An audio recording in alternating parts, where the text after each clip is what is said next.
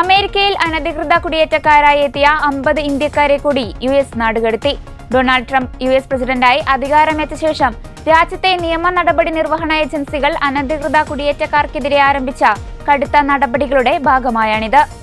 US നാടുകടത്തിയ ഏറ്റവും പുതിയ സംഘത്തിലുള്ളതിൽ ഭൂരിഭാഗവും ഹരിയാനക്കാരാണ്. ഇന്ത്യയിലേക്ക് നാടുകടത്തപ്പെട്ട ഇവരിൽ പലർക്കും വിമാനയാത്രയിൽ 25 മണിക്കൂർ വരെ കാലിൽ ചങ്ങലയിടേണ്ടി വന്നതായി പരാതി ഉയർന്നിട്ടുണ്ട്. 25നും 40 വയസ്സിനും ഇടയ്ക്കുള്ളവരാണ് നാടുകടത്തപ്പെട്ടവരിലേറെയും. ഇവർ കഴിഞ്ഞ ദിവസം ഡൽഹി വിമാനത്താവളത്തിൽ എത്തിച്ചേർന്നു.